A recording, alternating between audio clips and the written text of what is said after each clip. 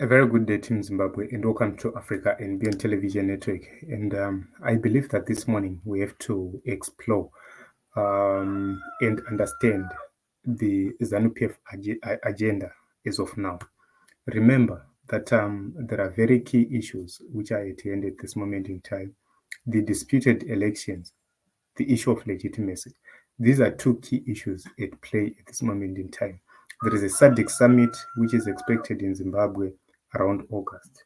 And it's very important for us to understand the game which is being played.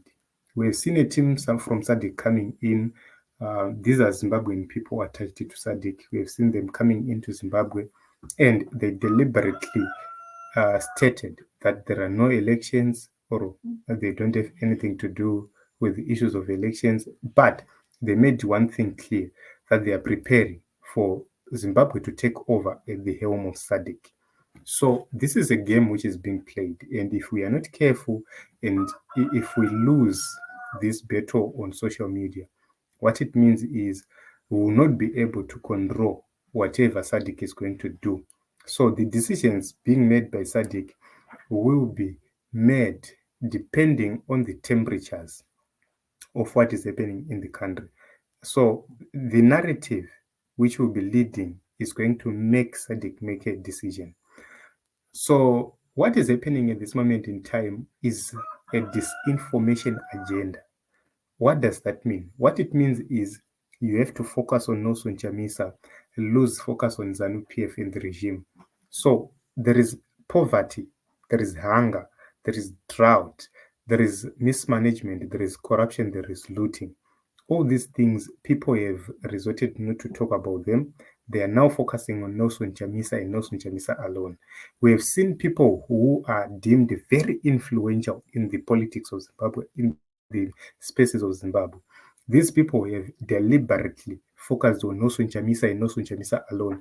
They will create stories day by day, and these stories will be on Nelson Chamisa and not the regime. They will not talk about corruption which is happening. Why? It's because their agenda is to make the people of Zimbabwe lose focus. They know that as long as the people of Zimbabwe are focused, then their agenda will fail. So they've created groups, and each one of them is going to be giving you a new task each and every day to focus on, but it will be based on Advocate Nelson Chamisa. So they've lashed out a team like the triple C people, Vana Mafume, Vana Professor. They've been unleashed to come and distort facts in the political market, so as to try and convince a key number of people to think otherwise. That is their agenda. That is the reason why you have seen them. They don't answer questions. They are asked questions. They continue with a different agenda and a different narrative. So I agree with Killer Zivhu right here. Killer Zivhu says Zimbabweans are joyful and carefree, focusing on opposition politics while disregarding those in power. They dedicate their resources and time to understand the happenings in the opposition parties. It's very important to understand this guy. This guy is taking a look on key issues which are happening and dissecting them one by one. We have lost control of the narrative because ZANU PF is creating propaganda and we are falling into the trap. Take a look on Daddy Hope. When he's talking, he's attacking people he perceives close to Nelson Chamisa. Everybody, every one of them, is attacking them. And in doing so, he's trying to create a narrative that Nelson Chamisa is a weak leader, Nelson Chamisa is a captured leader, or Nelson Chamisa does not know what needs to be done. That is the narrative which is being spread at this moment in time. Does it matter? No, it doesn't matter. Why? It's because everybody wants ZANU PF to go. ZANU PF is the one which is in charge. They are mismanaging resources, mismanaging funds, corruption is rampant, everything. There is state capture.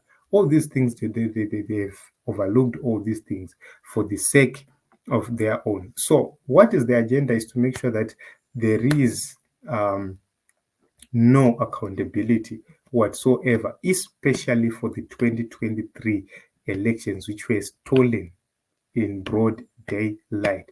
Despite the riggings, despite the shenanigans, also Chamisa won the election.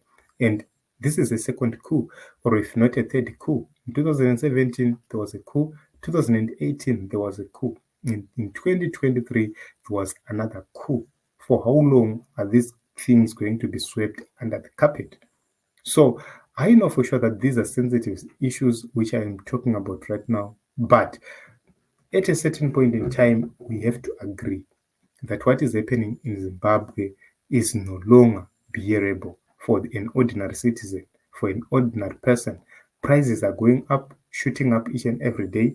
Nobody's talking about that. School fees is not affordable, especially for tertiary education. Nobody's talking about that. Where are the Zupco buses? Nobody's talking about that. There is corruption, there is vote buying, there is a lot which is happening. Nobody's talking about that. The cars which are being given to musicians and other influential persons. The major question is, why are those things being distributed at this moment in time? What is the agenda? What is it that they want to achieve? Nobody's talking about all those issues. We have seen ZANU PF in the past celebrating victory, but this time around, this is not celebrating victory. This is a campaign, a fresh campaign which is happening. Why is this fresh campaign happening? So, at times we have to understand how ZANU PF operates so that we get prepared as a people and we understand what needs to be done. So, at this moment in time, this is the right time for us to be vigilant, to start not listening to ZANU PF propaganda. If you see anything criticizing Nelson Chamisa, I encourage you, do not share. Delete those messages and do not share those messages, because the more you share, the more they circulate. The more you share, the more you circulate. So we have to make a policy of not responding to ZANU PF proxies and people. For example, when you see people like Jonathan Moyo doing whatever they're doing, it's good for you to mute them. It's good for you not to answer them, not to respond to them. It's good for you not to like their tweets. If you see a message on WhatsApp, it's good for you not to share it. Rather, delete it. Start to give rules in your WhatsApp groups to make sure that you don't share these things. That is how we are going to win this war. That is how we are going to win this communication narrative. Without that, we are in trouble. So, a lot is happening. And we are also concerned with who is the God debates. Okay, so okay, this is another Murakashi. So this is what is happening in Zimbabwe, and we have to be very careful. We have entered a phase where the agenda is to fight through information, and a lot of disinformation is going to be spewed into the streets. A lot of people are going to believe it, a lot of people are going to be swayed by it, and a lot of people are going to get lost. Let us be vigilant, Team Zimbabwe.